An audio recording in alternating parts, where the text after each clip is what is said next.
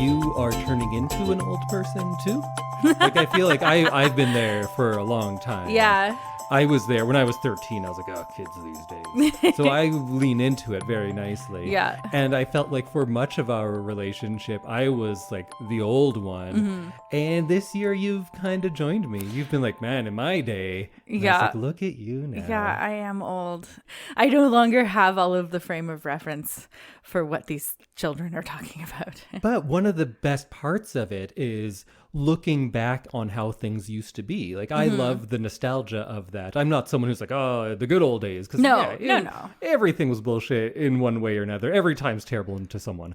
But what I do love is like remembering things that aren't around anymore. Yeah. And Christmas is kind of the best for that. Yeah, so true. What would you bring back that we've lost in Christmas? I would bring back those giant catalogs. Oh, yeah. It's like sitting by the tree, just going through the catalog and like circling things that you want.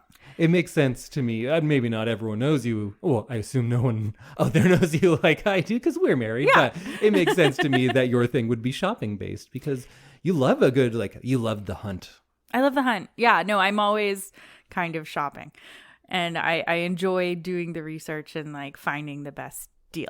So I feel like around Christmas, it's always like finding that best gift. And when you just have a bunch of tabs open on your phone or computer, that's way more stressful than a big catalog. Catalog seems quaint and patient relative to... exactly. And I love it. I love a catalog. One of the stores that I get some of my like beading supplies from still has a catalog, and I like tab it up with all of the things that I usually go and like get from them. Oh, you have multiple tabs open in the old school way. I do. You have paper tabs. I have paper tabs, and I find it, I don't know, my brain, you know, everyone's brain works a certain way, and mine is just like, I love a Post-it note, I love a tab, and I love to shop around for the best deal. I think I'd bring back the big old Christmas lights on the tree. Oh, the big chunky ones? Yeah, I miss those. Yeah, you can still get those. You can, but they're not the same. No. Because the ones I had were fire hazards. Yes, they were hot to the touch. Because although we're both 80s babies, 90s kids, yeah, I'm the youngest of 6. So much of my Christmas stuff was very 70s. Yes. So we had these like full glass bulbs that were big, and they're just painted. Yeah. It's this clear glass that someone has painted, and you can see the brush strokes on them. Yeah, they were so old, I remember those. Had. I think my grandpa and had those. They were so hot. Yes. If you like, rubbed don't up against touch them, it, you will burn yourself. Yeah, you'd have like a burn on your arm. And then you'd have it on this constantly drying tree. Yes. So maybe it's good that they're not around like that, but... I'm glad we've switched to LEDs because they don't get as hot. Yeah, they're safer, they're better for the environment. There's so many good things about them. But there was this smell of the old bulbs, which is probably not a good smell. But to me, that smell, of course, is childhood Christmas. When you're like, is that a tree burning down? Is that a bunch of plastic or sometimes foil tinsel baking? Oh, my God. Yeah. Probably full of lead. The other thing I'd bring back is... like the prevalence of real trees. I know it's really bad for the environment and it's very wasteful. I'm not sure that it is. No? So hear me out. I have not done the research for I it. haven't either.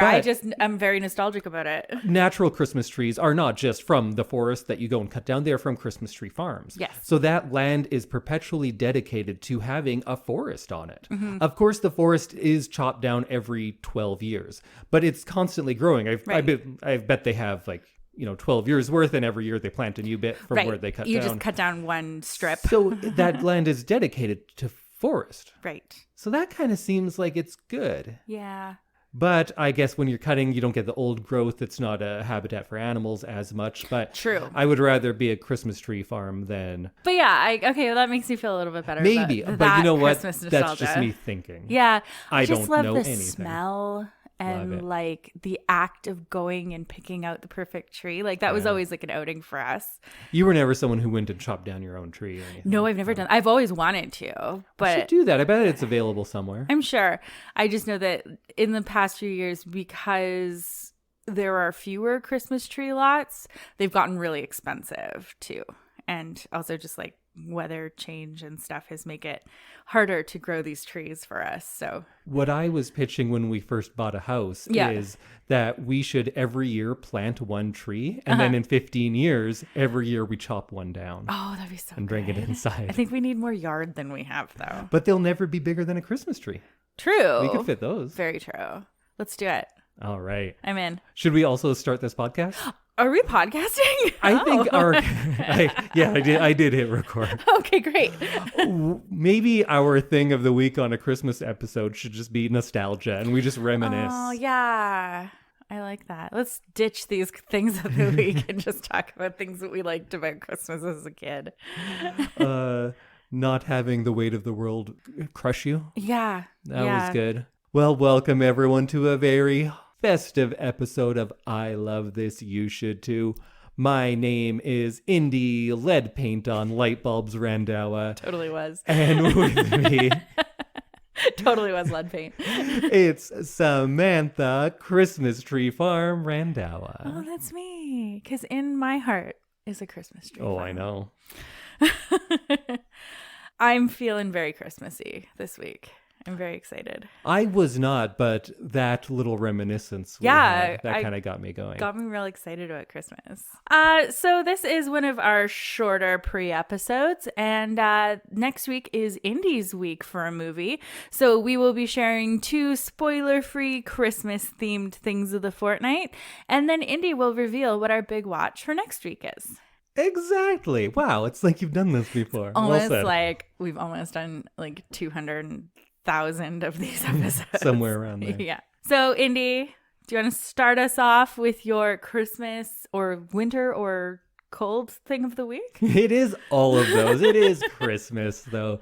So when I was going to pick a Christmas thing of the week, I haven't started watching Christmas stuff yet. Yeah. Because it is early on now, because we're recording ahead of time, because we're going to get real busy with Christmas things. It's only December 4th in our world, so we're just getting into it. Sometimes I wish we'd say that at the beginning of every episode, because I'm very scared of me making fun of someone and then them dying, and then our episode comes out. Oh. Like if Jack Black dies now and our episode comes out, I'm just ripping on him the whole time in our last episode.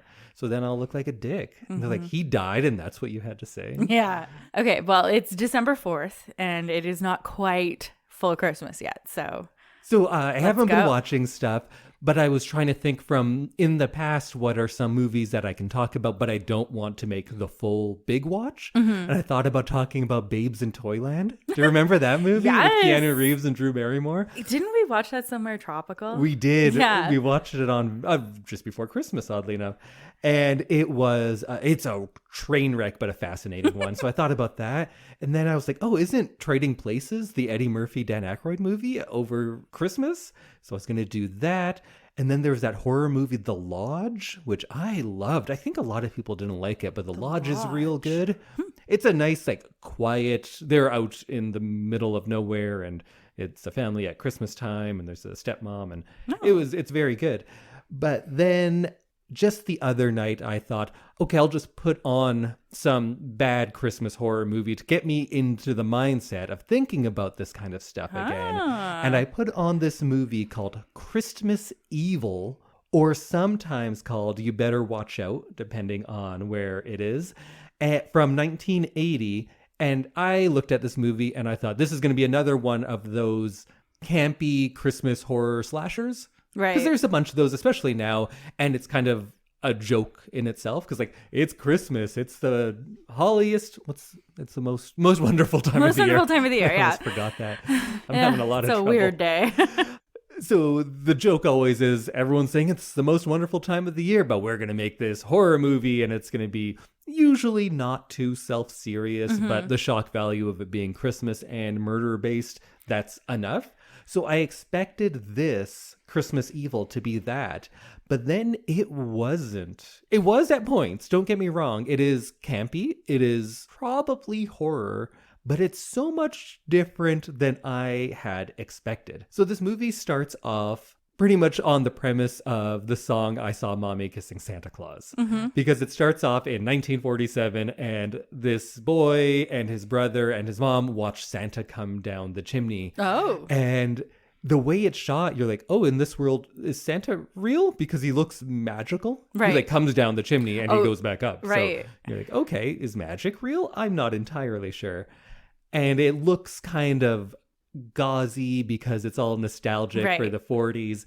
And this boy sees Santa, and Santa sees him there, and he gives him kind of a little wink, and then he goes up the chimney. Oh. And the boy's like, oh, that was real Santa. And of course, the brother's like, that wasn't Santa, that was Dad. And then the boy comes back down, and he sees Santa and his mom. And they're not kissing, and they're not having sex, but Santa's like on his knees, just kind of caressing the mom's leg. Oh. Because I think they didn't want to show something more than that, but they didn't know what to do, so they chose this weird thing. So it was kind of odd. So he sees that, and then he goes up and starts like smashing all of his Christmas stuff, because he was a kid that was obsessed with Christmas. Right. And you're not sure, is this because he now knows that Santa is not real and that was his dad? Or is this because he thinks Santa is real and is banging his mom? Oh. I think the latter, but it's never entirely sure. And then we jump forward into present day, but present day being 1980. And we see this man, presumably he is the child in the movie earlier. And he's this bachelor. He works at a toy factory. Oh. And he just got promoted to be a manager, but at his job, everyone disrespects him. No one takes him seriously. They're taking advantage of him all over the place. And at home, he has Christmas decorations up, but he's turning a page that says like 57 days to Christmas. So he's a little far out to be celebrating, but that's his thing. So you're like, oh, he's still obsessed with Christmas. And then he's watching children from his window with binoculars. And you're like, oh, is he a child murderer now? Is this going to take a unfortunate sexual turn?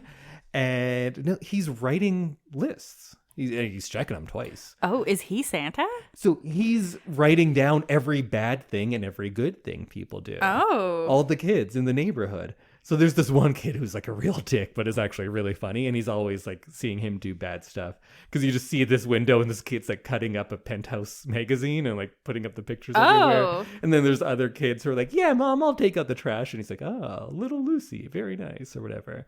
So he's going around and he's living his life, and he's a loser. He's not winning at anything. And all of these things just keep like piling up on him. And each time he's a little slower to just get back in and get knocked down again. He's taking a pause a little more as this goes on. And there are times when he is really trying to be Santa-like and to bring joy into the lives of children. And when it doesn't work, that's when he snaps. Like at the the toy factory he works at, there's some new bigwig, and they're doing this thing of like, yeah, we are going to donate these toys to kids, but we need more donations. So you guys pay us as well.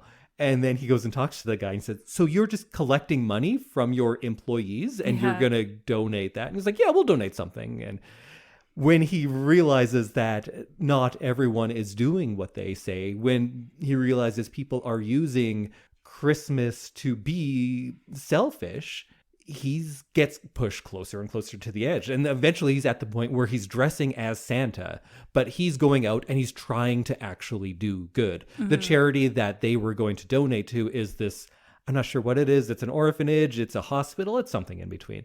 So he goes there and he's going to bring all these toys, but he shows up at like midnight and nobody knows who he is. He's just a crazy guy in a Santa costume that's bringing toys in the middle of the night, where you're like, yeah, you're doing the right thing. You're doing the Santa but thing. You're going about it all wrong. And then at one point, there's that bad kid, and he just like fills a bunch of bags full of mud and gives those to the kid. Oh. And there's more scenes of a man crying than you would expect in a campy slasher movie. Wow. It gets to be a campy slasher at points, but it's more of a movie about a man's psyche crumbling. Because then eventually, you know, what's going to happen is he's going to be wearing a Santa suit and he's going to have to kill people. That's going to happen in this movie. We get that from the cover. But it happens not how you would expect. And it takes longer to get there. It's not this slasher that I was expecting, especially like a silly bad slasher, it's much more like a movie like Taxi Driver, Oh. or for newer audiences, the new Joker movie. Those are the themes of this movie. This movie is about a man being pushed too far and snapping. And yes, it is Christmas, and yes, he's going to dress in a Santa suit and kill some people. I'll give you that, but it's just a little more complicated than what I was expecting it to be. That is a lot heavier than I was expecting. It is, and maybe it's me looking into things a lot, but most of this is right on the surface, because it also deals with family members learning that someone they love is a murderer. Huh. And some people being like, I knew it, that guy there. And some people like, how could this happen? And people just breaking down and saying, our lives are ruined now. Wow. Not because someone of theirs that they know was murdered, but that they have this in the family. It just, it's a lot more serious, maybe, and a lot heavier, and a lot more poignant a lot of the time than I was expecting. Wow. But it is also still very low budget, doesn't look great, especially the actual acts of violence. Those are pretty campy. And because I have that background that I do, I would watch this and be like, why would you shoot that? Oh, it's because you only had that lens. You had to. You can tell what they shot on which day because the audio quality is not consistent throughout, because you can tell that they're getting different equipment on different days. Right. And this day they only had this lens and they're shooting everything with it. So there's a little bit of that kind of stuff. But I think it's worth a watch if those things that I told you about are interesting to you, or if you want a Christmas horror that you can just kind of have in the background, but it still will let you know that like it's a little bit more than those silly Christmas slashers that are really pretty ubiquitous now. Wow. Okay. So go check it out. Or not. I know that this won't be a sell to a lot of people, but it's from 1980. It's usually called Christmas Evil, sometimes called You Better Watch Out, and it is I feel like available. There's like 95 movies called You Better Watch Out. There are, yeah. There was a pretty good one not too long ago on. But it's also available on Tubi, Tubi, that app that I kind of forgot existed because it has ads in it, and I just never was looking through there. But I love discovering things on places like that. The Tubi is what the modern equivalent of the video store is. I'm like, look at this weird movie. Let's see what it is. Shopping by like front cover. And that's what happened. And that's how I watched Christmas Evil. And it was worth the watch.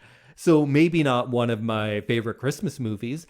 It's definitely going to be in the mentions of when I talk about Christmas horror. It's probably one of my top 5 Christmas horrors now, honestly. Okay. That's pretty good. And the lead, his daughter, is Fiona Apple. Oh, interesting. Yeah. Okay. And if you watch it, there's going to be a lot of like, oh, that guy was in Breaking Bad. Oh, that guy's in Game of Thrones. So like lots of smaller time actors. Yeah, and it's never anyone whose stuff. names I knew. Right. But it's like, I think I recognize that person. Yeah. There's a lot of that. So go watch Christmas Evil. It was pretty fun. Awesome. All right, Samantha, let's continue our Christmas picks, which can all be seen or read or listened to for free. Yay. I didn't mention, but that is kind of a loose theme because all of them can. Yeah. So my Christmas pick is a Christmas book, and I had to start this like really far in advance because I kind of wanted to finish it before we started recording, and I wasn't sure if we were going to do books and movies before we did Christmas Carol, so I was ready to go.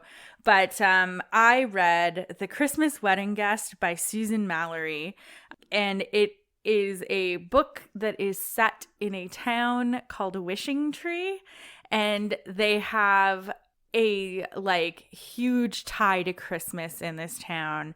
Their town square is called the Wreath. And when the first snow happens, it has to snow for 15 minutes.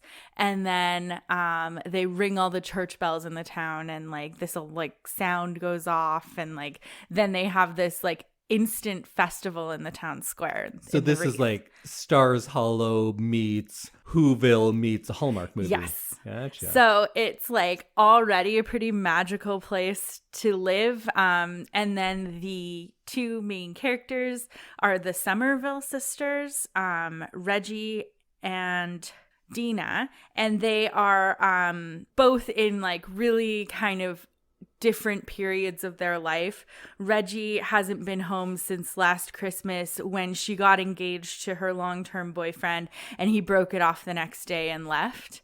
And then Dina has waited all of her life to find the one, and then finally decides that she's just going to have a baby on her own, and whatever happens, happens. And of course, they both meet mysterious men in Wishing Tree when they're home for Christmas, and hijinks ensues, and they might end up getting their Christmas wishes.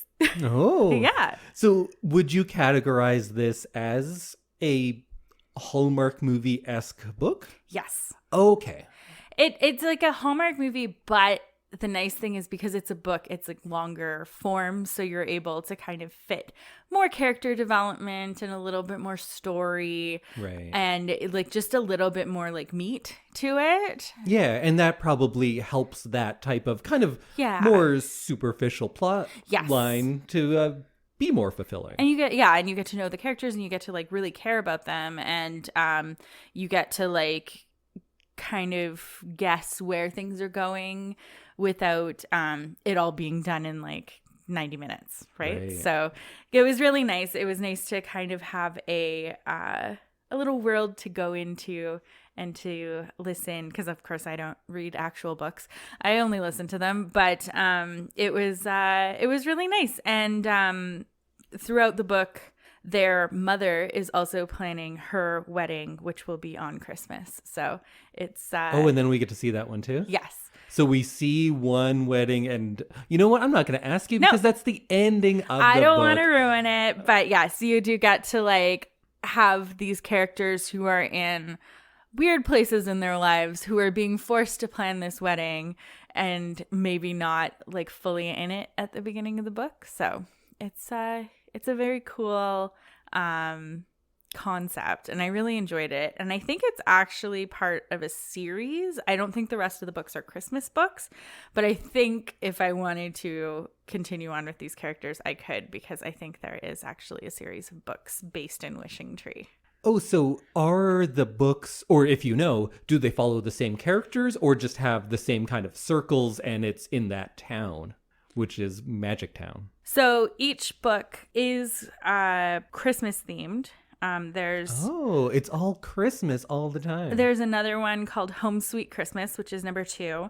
And it is actually about different characters, but a few of those characters, it looks like from the synopsis, are in the first book as kind of peripheral characters, people in the town that you meet throughout the book. So I might check that out and see if Home Sweet Christmas, Wishing Tree Book 2, is worth a read.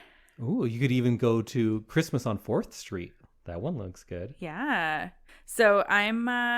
That is not a Wishing Tree Christmas, but it is a Fool's Gold romance. Yes, Susan Mallery, I guess, is known for the Fool's Gold group of books. So so she has multiple series on the go. Yeah. So so I'm gonna check out that second book because I kind of am without a book right now. But check out The Christmas Wedding Guest, Wishing Tree Book number 1 by Susan Mallery. And like we always like to promote the libraries in the world. So get it from your library. If you are a local Edmonton person, they have the ebook, the book in regular print, in large print, or the downloadable audiobook, and it's all free. And if you don't have a library card, you know what? Come see me. I'll get you one. It's free. I'll hook you up. Special deal. Yeah, I don't know. I haven't in the past done many like Christmas books to get myself in the spirit, but I feel like this might be a new tradition.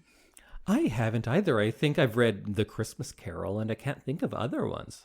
I know I talked about one last year that just happened to be a Christmas book that I think I actually read in like July or something, because that's when my hold came up on it.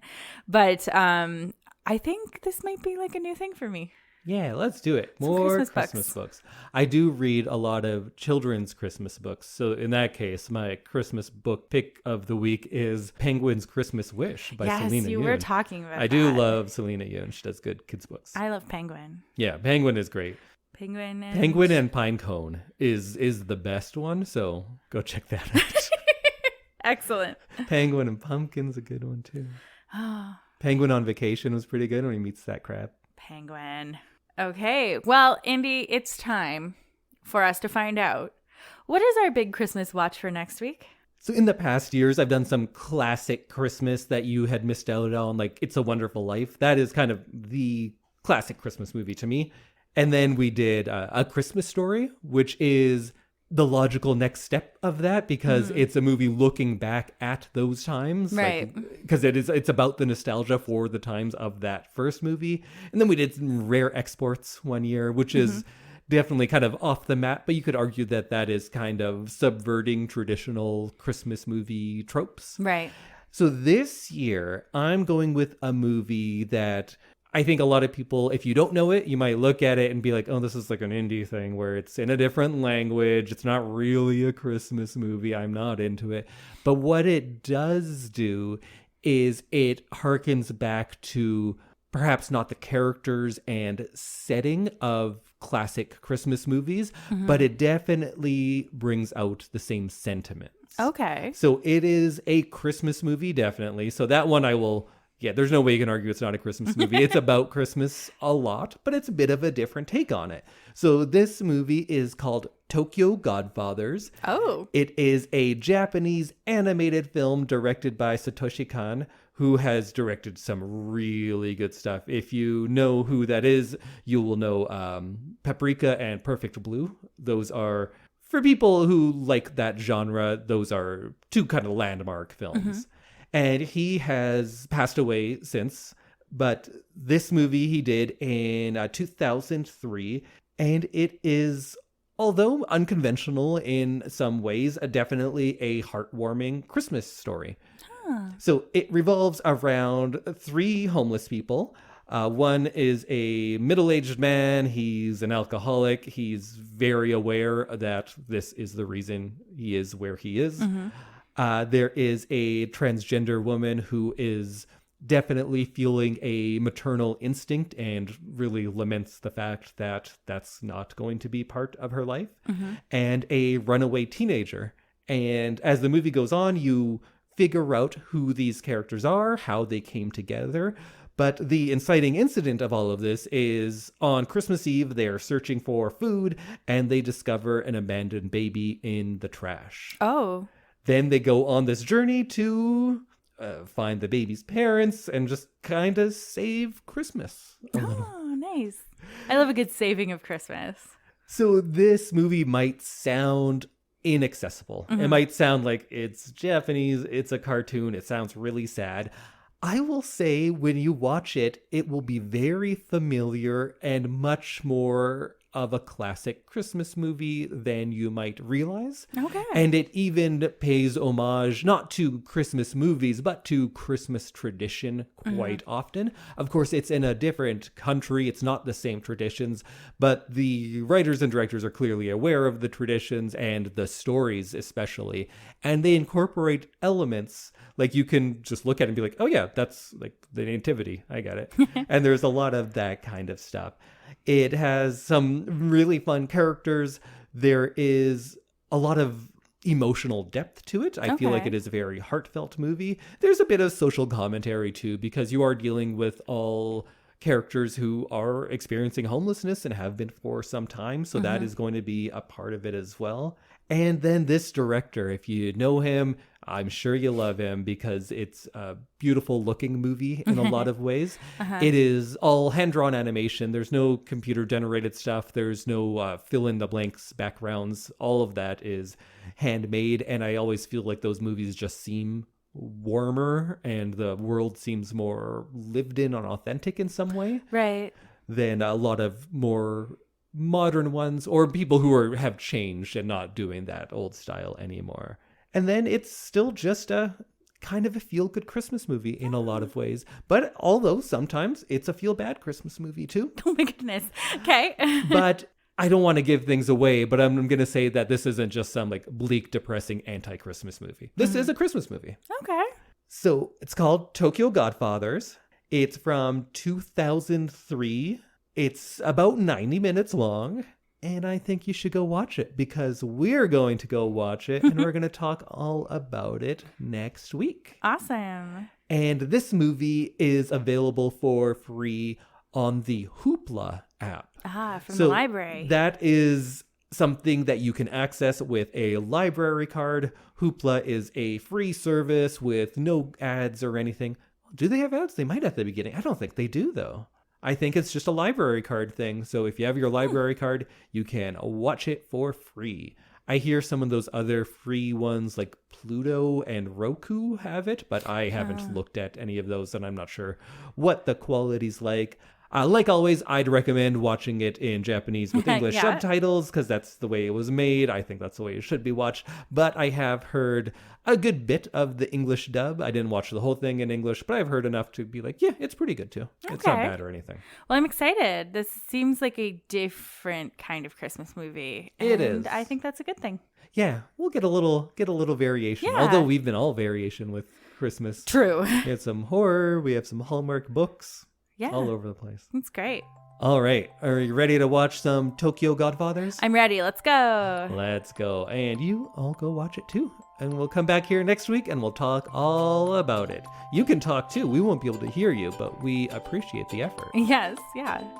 See you, everyone. Goodbye. Ho, ho, ho.